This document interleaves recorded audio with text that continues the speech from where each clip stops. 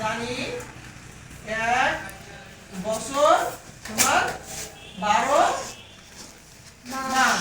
1 বছর সমান কত মাস? 12 মাস। তাহলে এবার লিখো যে 12 মাসে লাভ হয় কত টাকা? 46 লাখ 80,000 46 লাখ 80,000 টাকা। এটা কি 12 মাসে লাভ হয়।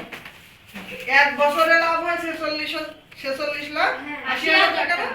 1 বছর মানে কি 12 মাস, তাই তো? তাহলে 12 মাসে লাভ হয় কত? 46,000 না, 46 লাখ 80,000। তাহলে 12 মাসের পরে এবার আমরা কয় মাস বের করব? 1 মাস। ওরা বলেছে না, প্রশ্নে বলেছে কি প্রতি মাসে কত টাকা লাভ হয়। তাহলে প্রতি মাস মানে কি 1 মাস। 1 মাসে লাভ হয় কত? 46 লাখ 80,000 ভাগ 12 টাকা। ঠিক আছে, এবার আমরা কি করব? এটা ভাগ না, 46 লাখ 80,000 এর ভাগ কত? 12 দিয়ে। তাহলে আমরা আলাদা জায়গায় ভাগ করে নেব রাপে। ঠিক আছে, তাহলে আমরা করে নিই 12 দিয়ে 80,000। প্রথমে 12 দিয়ে কার ভাগ করব?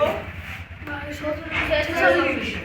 12 দিয়ে 46 এর ভিতরে কয়বার যায়? 12 কে 12, 12 দুগুণে 24, 3 12 36, 4 12 48। কিন্তু এখানে আছে কত? 46। তাহলে 4 12 হবে না, তাহলে 3 12 দিতে হবে। 3 12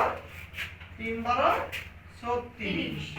তাহলে এবার আমরা বিয়োগ করি 0 3 আর কত হবে? 4 হয় 1।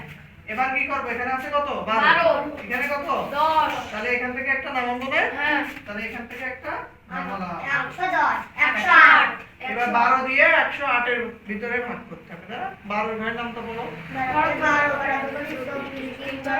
36 4 12 5 12 4 6 12 96 8 12 96, 8 12 96 9 12 9 12 108 9 12 108 108 মিলে গেল না? হ্যাঁ, এবার এই পর্যন্ত মিলে গেছে আমাদের। তারপরে কি এখানে একটা শূন্য আছে না? হ্যাঁ, একটা শূন্য দেবো, একটা শূন্য নামালাম।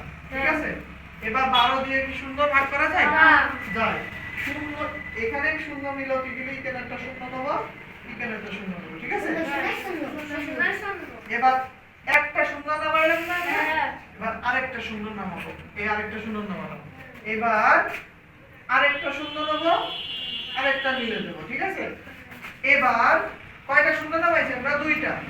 তাহলে আর আছে কয়টা? 2টা। তাহলে আবার এবার আরেকটা শূন্য নামাবো, এখানে একটা শূন্য নেবো, এখানে একটা শূন্য নেবো। এবার আর শেষে শূন্য, এই শূন্য নামালাম, এখানে শূন্য নিলাম, এখানে শূন্য নিয়ে মিলে গেল। তাহলে কত হলো?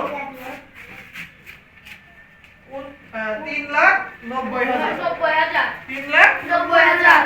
তাহলে উত্তর হবে কত? 3,90,000। তাহলে এই জায়গায় কত হবে? 3,90,000। 90,000। Hãy subscribe cho kênh Ghiền Mì Gõ để không bỏ lỡ những video hấp dẫn।